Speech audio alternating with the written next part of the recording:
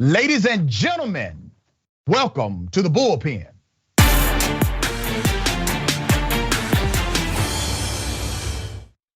In the Bullpen today, we have Miss Inez Feltscher, Senior Policy Analyst, Independent Women's Forum. Ms. Feltscher, good to have you on the show. How are you? I'm well, thank you so much for having me. Absolutely. We're going to keep it topical. Today is the anniversary of the attack on the Capitol, January 6th. And we are going to talk about what that means to this country, what it meant to the country when it happened. I don't want to presume what you know or believe about that topic. So if you would, give us your sentiment and I'll respond. Sure, I think that obviously every person who commits political violence should be arrested, charged, given the full due process of the law, and then if convicted, put in prison. I think that a blanket condemnation on political violence is always a good thing. But I think the real lesson of January 6th is what happens when you allow political violence to escalate and go with unpunished. Eventually, people will start to get the idea that, in fact, the way to get their cause's attention is to riot, is to commit political violence. And I think, unfortunately, that lesson has largely been lost. And instead, we are talking about, about this as something that it wasn't, like a coup against the United States. I think that kind of hyperbolic language actually detracts from the real problem that we saw on January 6th, which is what happens in a republic when there's escalating political violence that goes without answer for months, and starts to become a cycle where both sides participate in political violence. I think that's very dangerous for a republic. Okay, so let's do it this way. Do you believe the election was stolen away from Donald Trump? No, you mean to think that no, I think that Joe Biden won this election. I do think that the laws in multiple states were changed in quasi-legal ways, ostensibly for coronavirus, in terms of mail-in balloting, mass mail-in balloting. I think that does not engender confidence in elections. And that's why I support a lot of the red state efforts to try to roll back some of those changes that happened directly before the election. I think they caused a lot of chaos and a lot of mistrust. And frankly, there have been reports, there have been challenges to the election and to trusting the election system for both sides. And no, but do I believe that Joe Biden is rightfully the president of the United States? Yes, I do. All right, so you agree that the election was stolen from Donald Trump is a lie. You agree with that? I mean, that's a logical connection to what you just stated to me, right? I think that Donald Trump but that would require me getting into the head of Donald Trump as to whether it's a lie. No, it doesn't. No, ma'am. All due respect, Ms. Right, but it does not require I believe that the statement that the election was stolen from him is incorrect. Okay, virtually 100% of the people. He believes that or not. Well, he says he believes it was stolen. Right. Okay, you don't have to jump in his head. He told you what he believes. Virtually 100% of the people that you're asking me a question about lying versus statements of fact, right? If you and I disagree about what happened, that doesn't necessarily mean one of us is a liar. Yeah, it does. It means Trump is lying. The election was not stolen. That's what you're asking me to do, to get inside the head of somebody. He could perfectly well believe that the election was stolen from him. That would not make him a liar. Okay, but I don't. We're splitting hairs on a distinction that doesn't make a difference. It is in fact a lie that the election was stolen, correct? I'm answering the question you asked me. It is in fact a lie that the election was stolen, correct? It is not true that the election is stolen. A lie requires a statement of mind about what somebody believes. Gotcha, I see the game you're playing. We can play that game. All right, Ms. Feltscher, let me ask you this.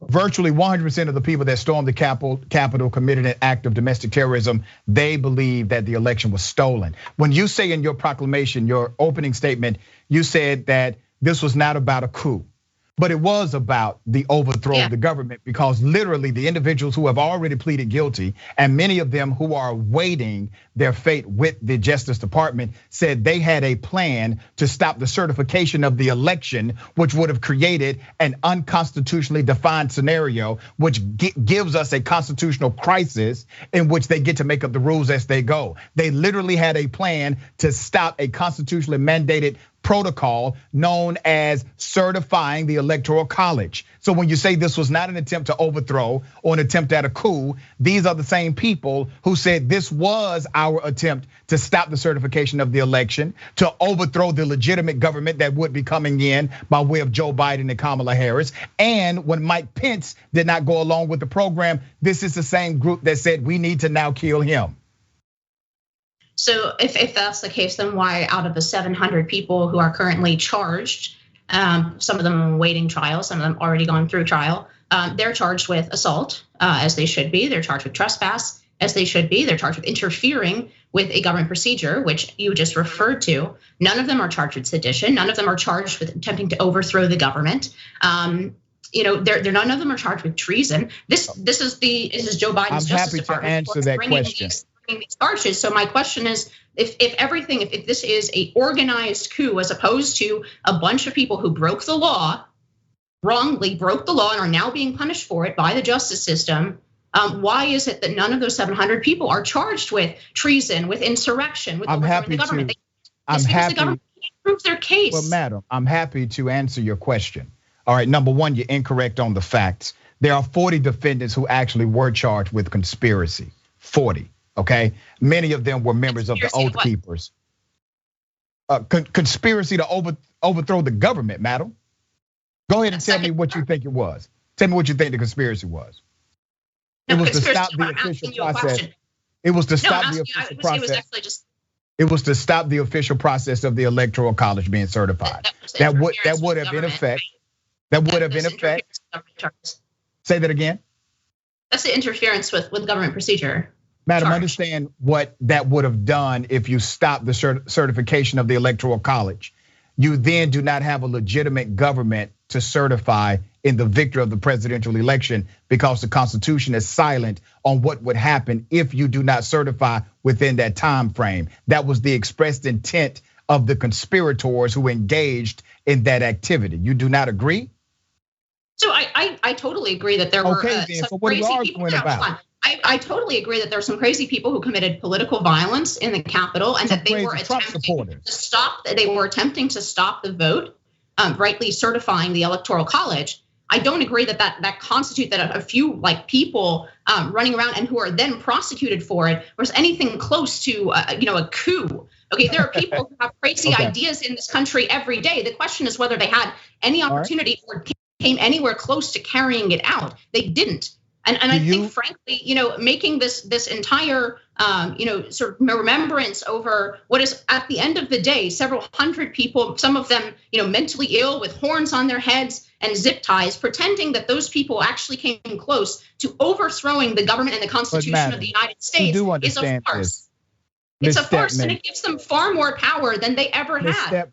Allow me to respond to a couple of things you've said.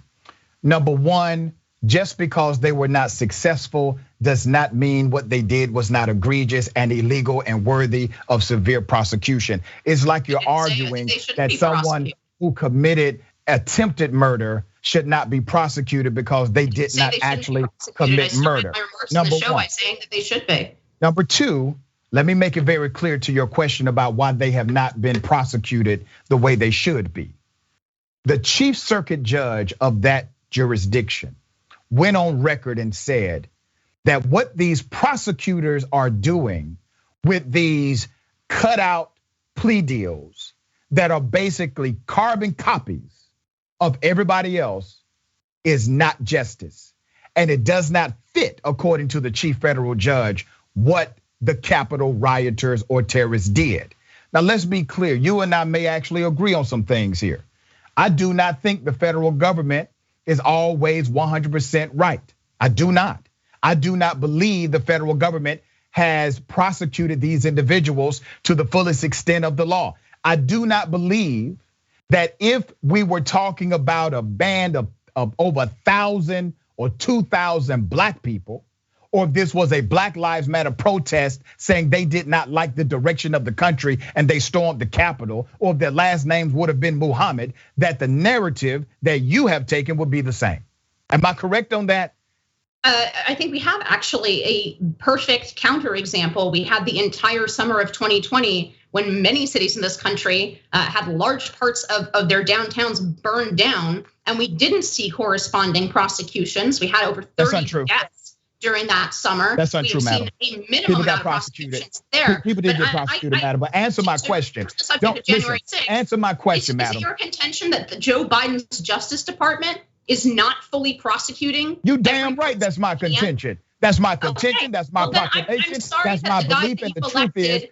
And the truth is, cannot fully prosecute, cases in his Justice Department. Maybe we do agree. Actually, I don't trust the Justice Department to barely prosecute every single case before it. I don't either. But it seems to me that we have done plenty of prosecution on January 6th. It seems to me actually that in our haste to prosecute January 6th, we've left a lot of these people for an inordinately long time before trial and pre-trial detention, bordering on violating their due process. I have limited time because we have a show right after mine. So let me ask you this plainly. Do you believe what happened on January 6th was in fact a terrorist attack by definition?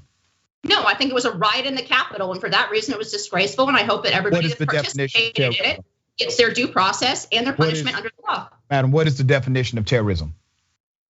I think now we're going into like the academic definition of terrorism. No, ma'am, the working legal definition of terrorism.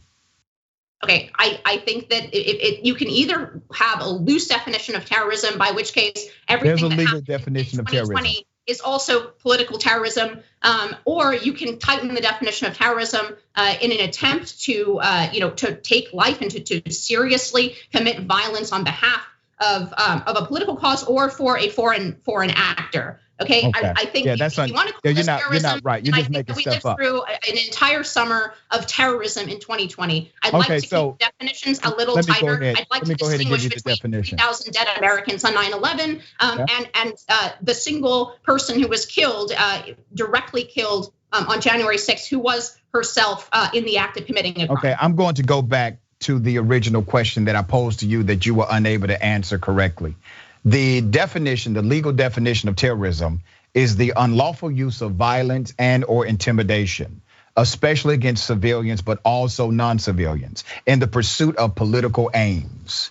Does that not fit the crimes that are in question about January 6th? It's a question of degree, and if we're going to include January 6th in that definition, I think that we have to include a lot of other incidents that happened all throughout the summer of 2020, which are also acts of violence committed against civilians and against the government in the service of a political cause. So you do agree that what happened on January 6th was an act of domestic terrorism then? It fits, correct? If you are willing to admit that we are suffered under multiple acts of domestic terrorism all through the summer of 2020, and you want to broaden the definition that far, then I guess January 6th also can fall under that definition. This is the legal definition of terrorism. It's a question of degree. If you think that any violent act committed in service of a political ideology is domestic terrorism, and you want to make no distinction of degree between 3,000 lives lost due to outside terrorism and the single death on January 6th, you want to make no degree distinctions, then we must fairly call everything that happened in the summer of 2020 as also domestic terrorism that resulted in the loss of 30 lives. Ms. Stepman, I would like you to define the terminology you just created called outside terrorism. What is your definition of that? I do believe there's a difference between an attack on the country outside and political unrest internally. Do you think there's no distinction between those two things? Hell no. If for no other reason, then we need to. The KKK is American born and bred. What are you talking about? The KKK are domestic terrorists, right?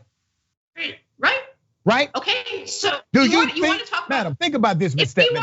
Do you really think about domestic terrorism, and we want to define it as you have just said that there's a difference common in the United States history, and most importantly is common for the last 6 months, and all the way through back to the summer of 2020.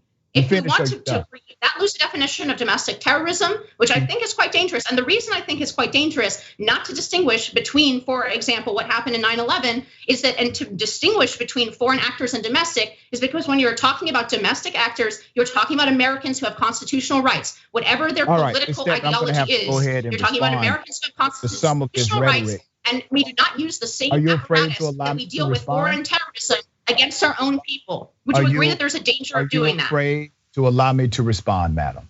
Can I respond to you? Okay. Terrorism was already defined before any external force or another country was involved. Terrorism is simple. Terrorism, once again, is the unlawful use of violence and or intimidation, especially against civilians, but also it can apply to non-civilians in the pursuit of political aims. That is your definition of terrorism. Now, can we be very clear about the number one terrorist organization in America, or the number one terrorist group in America? You know, we have terrorist groups right here in America, right? Okay, and you would agree that organizations like the KKK are terrorist organizations, correct? Have they been prosecuted? This is a legal distinction, frankly, that I'm not familiar with the body of law of how the KKK was prosecuted. But sure, for the purposes of this discussion, I'm happy to call them domestic terrorists if they commit violence. Good. So now that you call the KKK domestic terrorist, there are many white supremacists that subscribe to that ideology, who were armed, went to the US Capitol, they assaulted other police officers.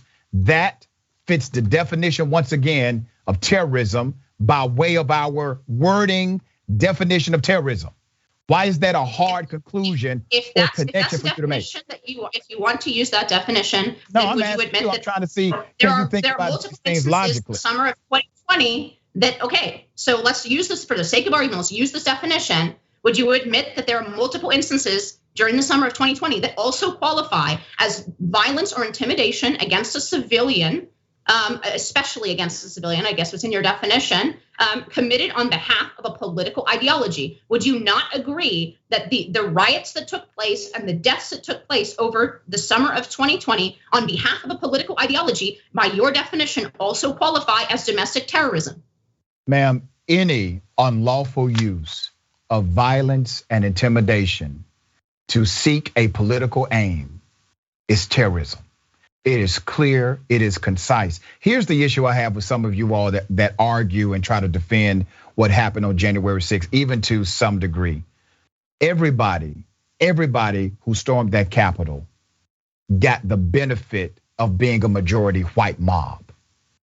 Because if that would have been a black mob or a brown mob storming that Capitol, the narrative would be different. And the response would have been different. Madam, do you believe that if Black Lives Matter, if a protest of Black Lives Matter would have stormed that Capitol last year on January 6th, do you believe it would have been the same response? Is that domestic terrorism? You can't answer the question. Why can't you? The question is in front of you, madam. In all due respect, I pose that question to you first. BLM equally as it applies to those on January 6th. I believe that anybody who commits political violence should be tried. Let me ask you this question. Madam. I got 3 minutes before I got to go to the next show. Not applying that definition to groups. What was the percentage of violence recorded last year at Black Lives Matter protests? Are we back to the mostly peaceful thing now? Well, madam, I'm asking you a question. During those riots across the country, 30 deaths, 100 police officers injured, some of them very seriously. Police officers injured way more individuals than even the noted injuries that happened by other entities. You have to understand this about the movement of Black lives. There will always be individuals who try to take advantage and hijack the message. Always. No different in the Black Lives Matter movement. I've been to Black Lives Matter marches. I've been at rallies. I've spoken at their events. I've led some of the efforts. And I have also been an organizer in that field for years. You will always have entities that come in and try to disrupt the progress and process of a legitimate movement, madam. But remember, there were thousands and thousands of Adam, I'm trying to make this on January 6th in front of the Capitol who did not commit violence also. Nevertheless, here we are talking about January 6th. So we both agree that a minority within a political movement can commit political violence. Here's the difference, and I hope you follow my linear logic here.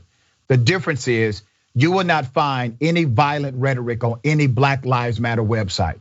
You will not find any Black Lives Matter organizer calling for the destruction of people or property. you will not find Black Lives Matter organizers the destruction saying, of property. get There your is nobody guns, who defended saying, the destruction get your of property. guns The vice and president of grenades. this country However, Ms. Stepman, you will find it on the other side. They have not hijacked the message on the other side. The message on the other side is that get your guns, get your grenades, get your weaponry, and get to the Capitol.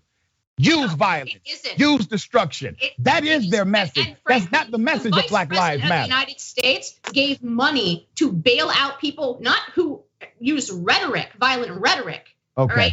People who actually committed violence. The Vice President of the United States donated and encouraged other people to donate to bail out people from jail who actually committed violence. I'm sorry, you cannot be helped. Madam. I appreciate your time, though. Thank you for being on the show. I appreciate it too. You can't be helped. No. Neither can you. All right, thank you so much. Have a good day.